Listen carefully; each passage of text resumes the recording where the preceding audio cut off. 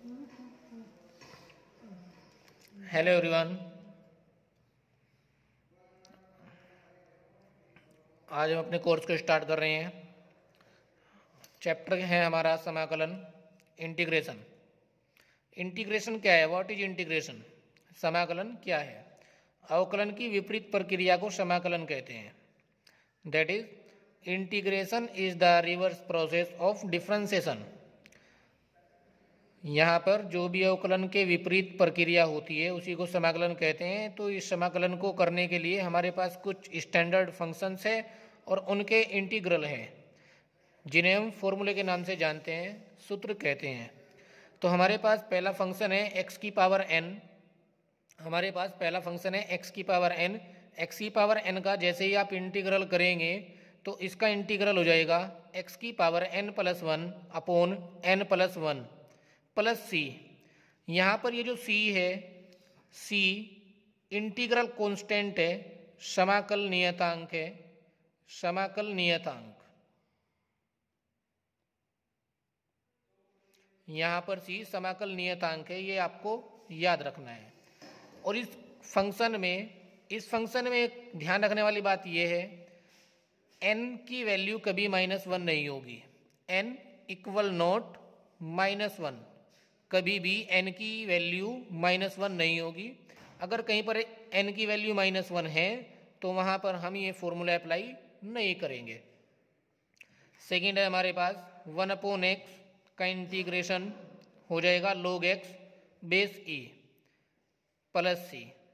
सी आपका यहाँ भी समाकल नियतांक है, इंटीग्रल कांस्टेंट।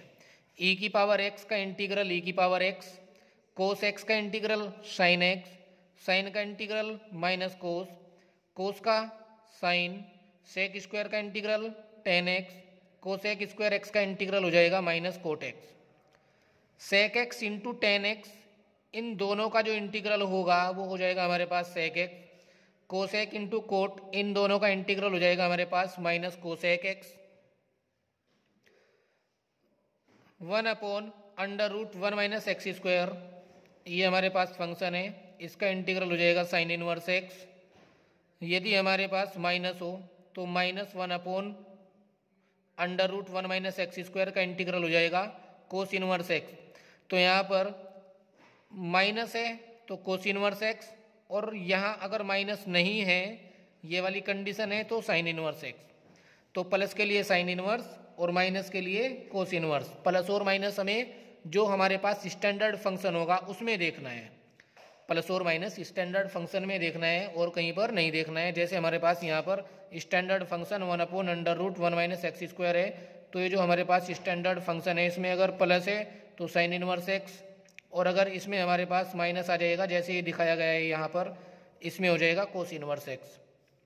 नेक्स्ट है हमारे पास 1/1 प्लस एक्स स्क्वायर, इसका इंटीग्रेशन हो जाएगा टेन इनवर्स x।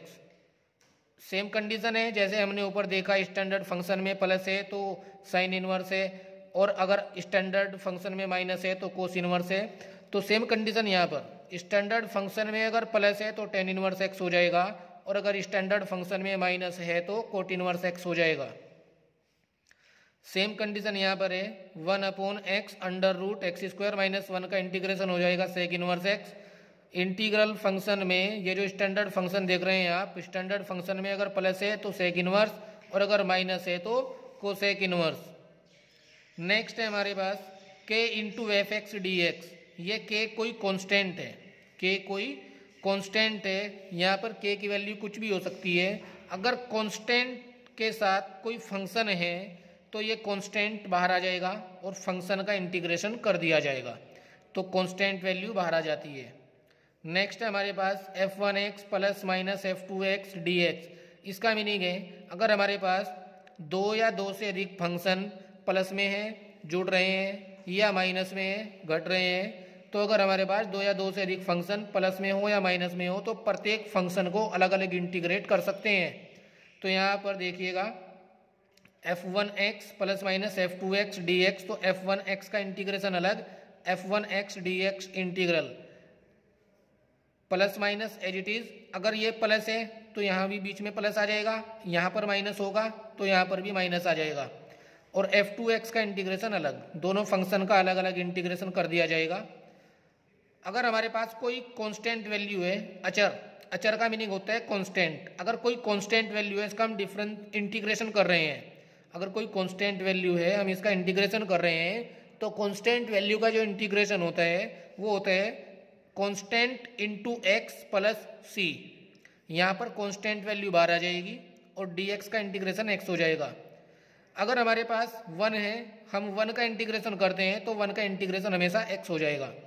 अब ये जो समझने वाली बात यहाँ पर है, समझने वाली बात ये है कि जो हमारे पास स्टैंडर्ड फंक्शन है, स्टैंडर्ड फंक्शन का जो वेरिएबल है वो x है। इन फॉर्मूलाज के अंदर जो स्टैंडर्ड फंक्शन है, स्टैंडर्ड फंक्शन का जो वेरिएबल है वो x है। तो ये याद रखना है आपको, जो स्टैंडर्ड फंक्शन होगा उसी के रेस्पेक्ट में हम इंटीग्रेशन कर सकते हैं।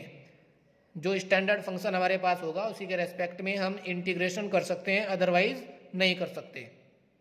अगर हम कर सकते हैं, अगर हम स्टैंडर्ड फंक्शन के अलावा इंटीग्रेशन कर सकते हैं तो हम स्टैंडर्ड फंक्शन के अलावा जब भी इंटीग्रेशन करेंगे तो उसे कांस्टेंट एज्यूम करना पड़ेगा। तो आपको ये ध्यान रखना है कि जब हम इंटीग्रेशन करते हैं तो स्टैंडर्ड फंक्शन के जो स्टैंडर्ड फंक्शन होता है उसी के रेस्पेक्ट में हम इंटीग्रेशन करते हैं। तो ये तो हमारे फॉर्मूलों की बात है। इसी प्रकार हम ये फॉर्मूले अप्लाई करेंगे और कुछ क्वेश्चन सॉल्व करेंगे। तो कुछ क्वेश्चन सॉल्व कर लेते हैं।